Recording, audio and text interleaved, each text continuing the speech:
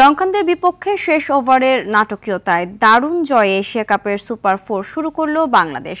দুবাইতে টস হেরে ব্যাট করা শ্রীলঙ্কা নির্ধারিত ওভারে 7 উইকেটে 168 রান তোলে। জবাবে ব্যাট করতে নেমে সাইফ ও তৌহিদ হৃদয়ের অর্ধশতকে ভর করে 1 বল ও 4 উইকেট হাতে রেখে জয় নিয়ে মাঠ ছাড়ে বাংলাদেশ।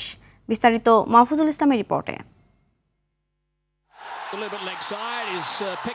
টস হেরে ব্যাট করতে নামা লঙ্কান দুই ওপেনার নতুন বলটা ভালোভাবেই সামলেছেন। নাসুম, তাসকিন, শরীফুলরা নিশাঙ্কা, কুশাল মেন্ডিসের ওপেনিং পার্টনারশিপে রান সংগ্রহে লাগাম টানতে পারেনি। দলীয় 44 রানে প্রথম উইকেট হারায় শ্রীলঙ্কা। 22 রান করে তাসকিনের বলে সাইফের হাতে ক্যাচ দিয়ে সাজঘরে ফেরেন নিশাঙ্কা।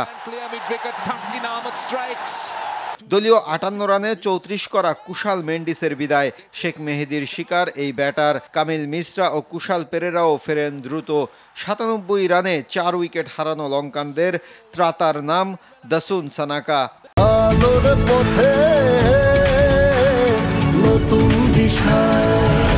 37 বলে অপরাজিত 64 রান করেন এই ব্যাটার। 21 রান করা আসালাঙ্কা তাকে দারুণ সঙ্গ দেন।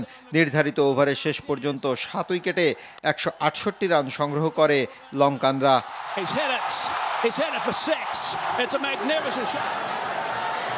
ব্যাট করতে নেমে শুরুতেই হোঁচট খায় বাংলাদেশ। তানজিদ তামিম রানের খাতা খোলার আগেই থুসারার বলে বোল্ড হয়ে সাজঘরে ফেরেন। এরপর লিটন সাইফের 59 রানের জুটি দলকে সুবিধাজনক অবস্থায় নিয়ে যায়।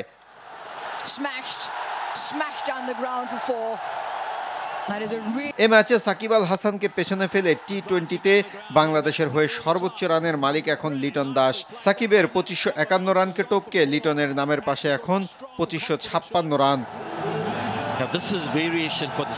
23 রান করে লিটন সাজঘরে ফিরলেও ওপেনার সাইফ তুলে নেন অর্ধশতক। 45 বলে 61 রান করে হাসানাঙ্গার বলে আউট হয়ে সাজঘরে ফেরেন তিনি।